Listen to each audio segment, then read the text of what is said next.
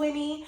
I literally just got back from my dental hygiene orientation, and I'm just gonna do a really quick overview of kind of what I got, all my supplies and things like that, and then kind of talk a little bit about what to expect for your orientation once you are in the dental hygiene program. I also am going to make a video about how I got into the program. If you're anything like me, you were watching a billion and one of these videos before you got into the program. If I can put someone else's mind at ease about some topic or you know, what to expect and things like that, that would be really helpful for them, because I know it was really helpful for me.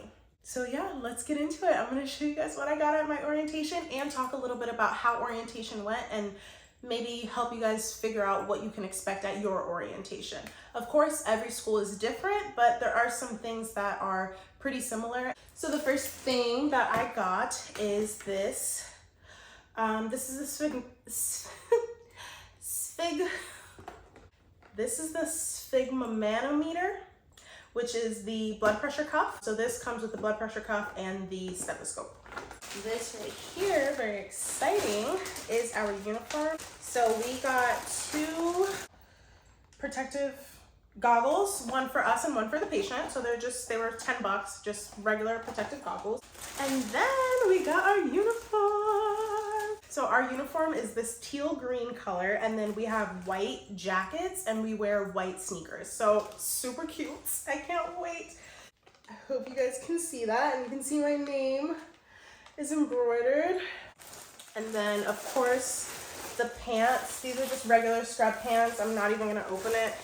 And then this is our jacket, which has our name embroidered in the green color, which I think is so cute. Sometimes for a specific class, they mention that we'll have to be in uniform. So for now, I'm only gonna be wearing uniforms on Fridays, basically, which is our clinic days. Don't have to wear scrubs every day. Low-key, I wouldn't mind wearing scrubs every day. Less work to have to try to find an outfit. This next box right here says face mask on it, but there's a bunch of stuff in here.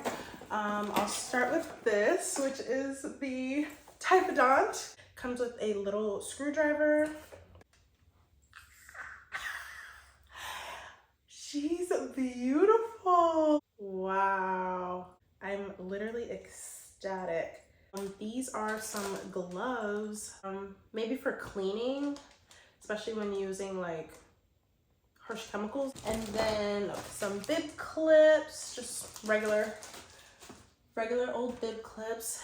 This is floss for my floss dispenser. And this is my Cabochon insert. Very nice.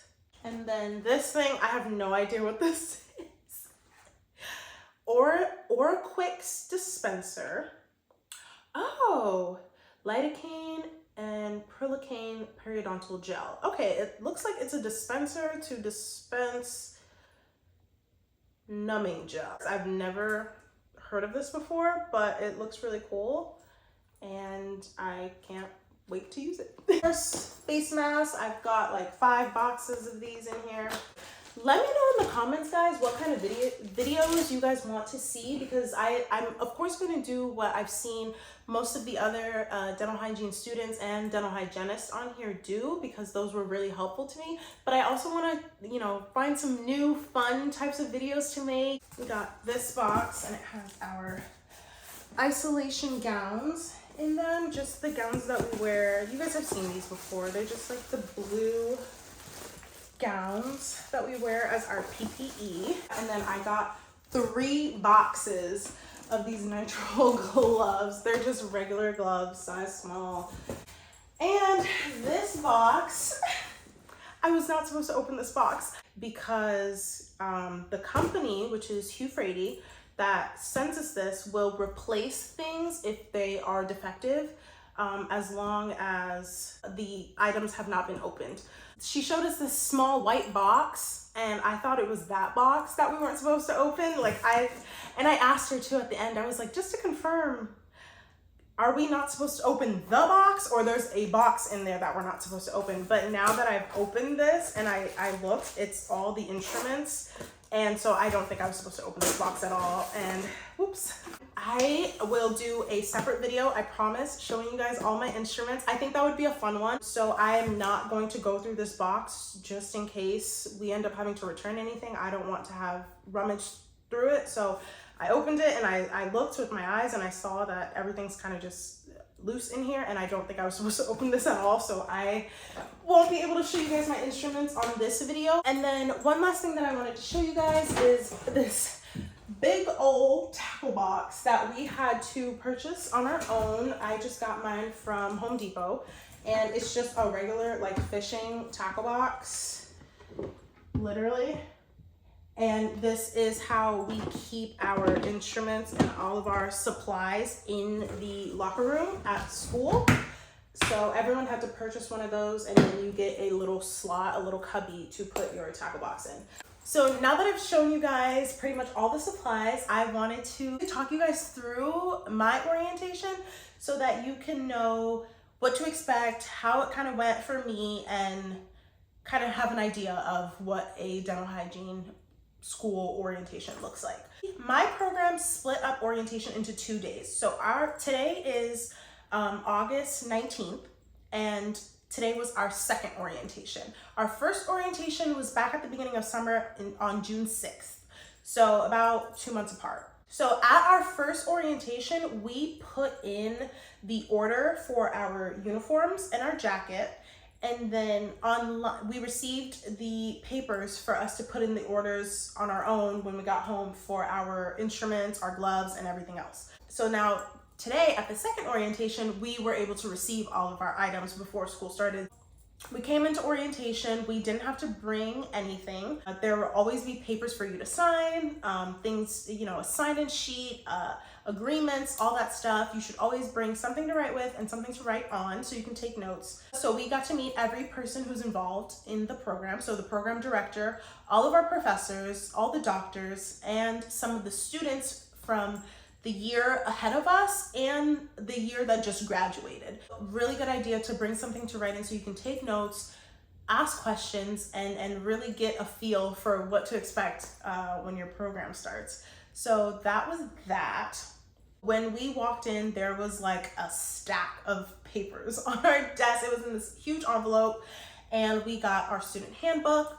We got all of the papers that needed to be signed before we could be a part of the program. So that's your TB, your HPV, your Hep C, Hep B, your physical, your note from the dentist that you went and got a full exam at the dentist. You do not have to have any prior experience in order to be a part of the program that I'm in, so you don't have to be an assistant before this.